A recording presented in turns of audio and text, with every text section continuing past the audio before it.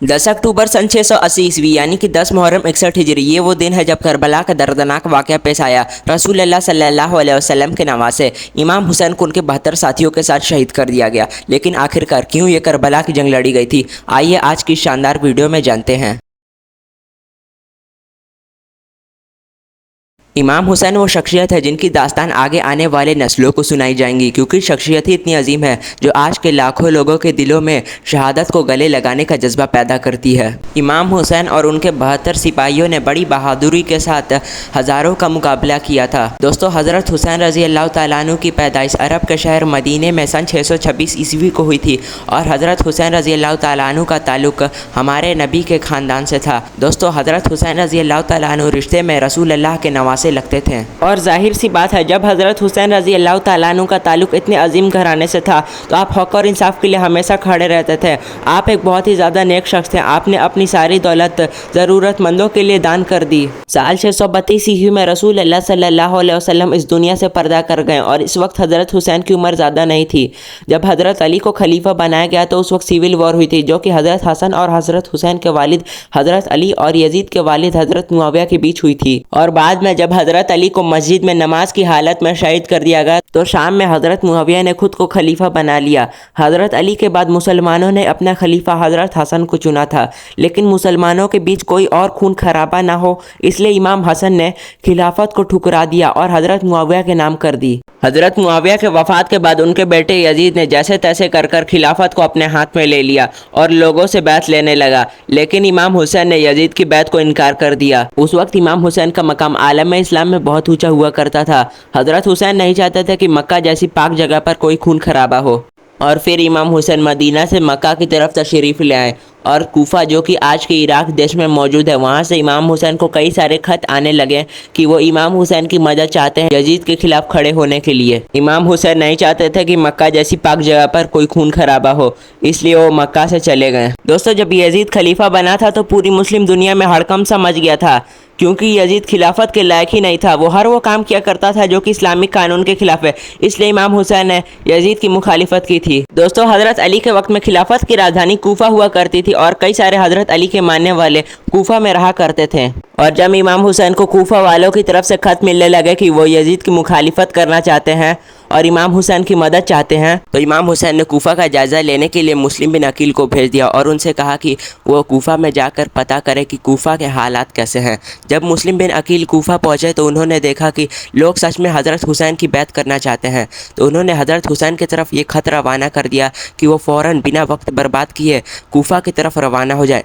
लेकिन तब तक यजीद को इस बात की खबर हो गई थी। वो सोचने लगा कि लोग उसकी सल्तनत का खात्मा ना कर दें, इसलिए उसने इब्न ज़ियाद को कूफा का गवर्नर बना दिया। यजीद की जुल्म की वजह से लोगों ने इमाम हुसैन का साथ छोड़ दिया, यहाँ तक कि जो लोग इमाम हुसैन के साथ कुछ देर पहले खड़े थे वो भी पीछे हटने लगे। और यहाँ तक कि मुस्लिम बिन अकील को भी अपनी जान बचाना मुश्किल हो गई थी। वो कूफे में एक बूढ़ी औरत के घर रुके थे, लेकिन बाद में उन्हें और उनके 2 बेटों को शहीद कर दिया गया। लेकिन जब तक इमाम हुसैन कूफा अपने 72 साथियों के साथ रवाना हुए, तब तक यजीद को इस बात की खबर हो गई थी। उसने एक बहुत बड़ा लश्कर इमाम हुसैन के मुकाबले भेज दिया और कुछ देर बाद उस लश्कर का इमाम हुसैन से जंग हुई और उस जंग में सिपह सालारी और नाम का एक कमांडर कर रहा था। और फिर इमाम हुसैन कूफा से कुछ दूर आगे एक जगह पर ठहरे। वहाँ पर एक कतरा भी पानी ना था और गर्मी इतनी थी कि चलने पर पाँव में छाले पड़ जाते हैं। और उस जगह का नाम है करबला, जहाँ पर हज़रत हुसैन ने खेमे लगा रखे थे। उसे यजीद की फौज ने घेर लिया था और जब इमाम हुसैन ने पानी मांगा तो उन्होंने मना कर दिया। हज़रत हुसैन के साथ उनके छोटे छोटे बच्चे भी मौजूद थे और इस फौज ने इमाम हुसैन के लिए पानी भी बंद करवा दिया था। इमाम हुसैन और उनके 72 लोग कई दिनों से प्यासे थे और वो भी एक रेगिस्तानी इलाका में,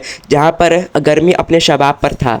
और फिर थोड़ी देर बाद इमाम हुसैन ने इस फौज से जंग करने का फैसला किया। इमाम हुसैन की तरफ से कई सारे सिपाही गए और उन्होंने कई सारे यजीदियों को कत्ल किया और फिर थोड़ी देर बाद वो लोग भी शहीद होने लगे।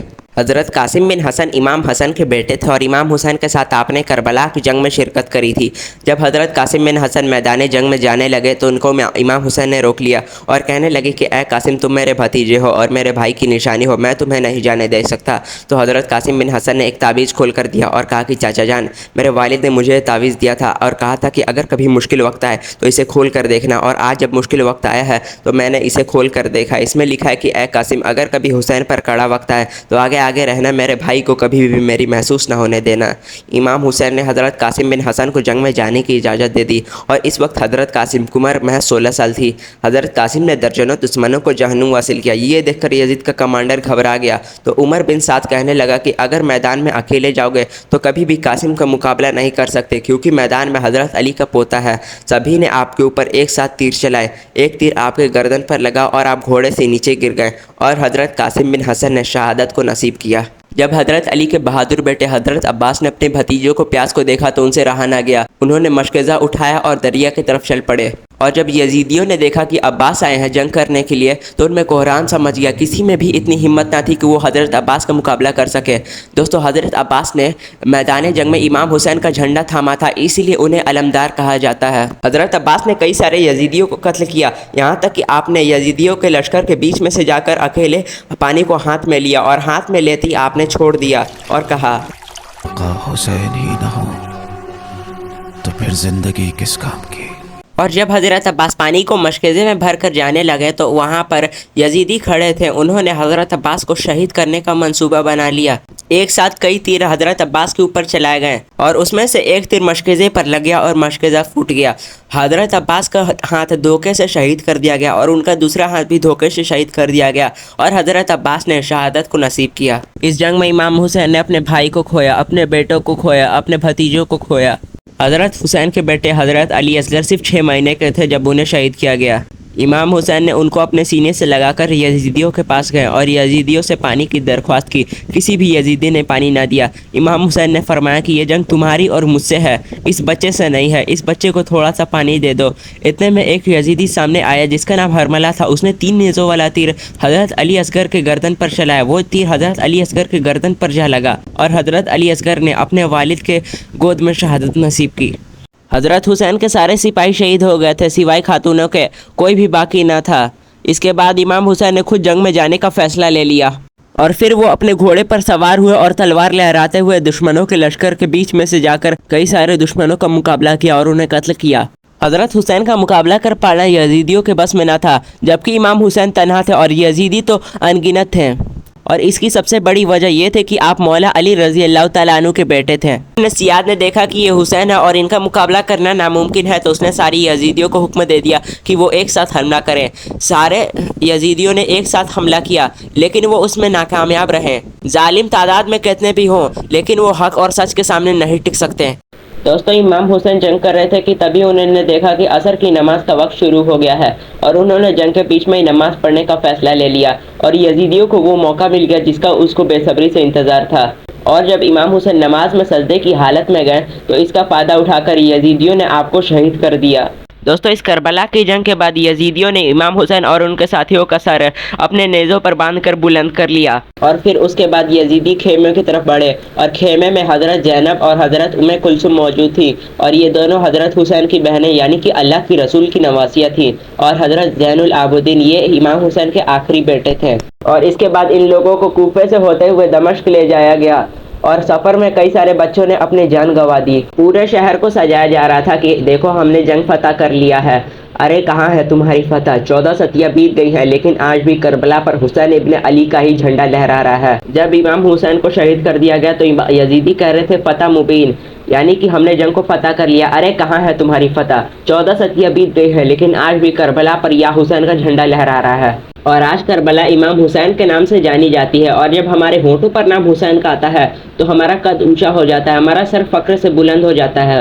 دوستو، ایک بات ہمیں یاد رکھنی چاہیے کہ امام حسین نے حق کے لیے اپنی اور اپنے خاندان کی جان قربان کر دی، اور ہمیں بھی امام حسین کی طرح ایسے اعمال کرنے چاہیے، اور کتنی بھی مشکلات آئیں ہمیں حق کی بات سے پیچھے نہیں ہٹنا چاہیے۔ صرف ایک دن امام حسین کی شہادت کو یاد کرنے سے کچھ نہیں ہوگا، بے شک یہ اچھی چیز ہے، اس سے ایمان تازہ ہوتا ہے، لیکن ہمیں کربلا کے اس واقعے سے سبق لینا چاہیے کہ ہم ہمیشہ حق کے لیے قربان ہو جائیں، اور ہمیں امام حسین کے بتائے ہوئے راستے پر بھی چلنا چاہیے۔ اور یہ محرم میں ڈھول بجانا، شور مچانا، یہ کون سا اچھا کام ہے؟ ڈھول تو یزیدیوں نے بجائے تھے۔ محرم میں تو ہمیں امام حسین جیسے اعمال کرنے چاہیے، امام حسین کی شہادت کو یاد کرنا چاہیے، امام حسین کی شہادت پر رونا چاہیے، اور اللہ کی بے شمار لعنت ہو ان لوگوں پر جنہوں نے کربلا کے میدان میں امام حسین اور ان کے ساتھیوں کو شہید کیا ہو اور ان کو نقصان پہنچایا ہو۔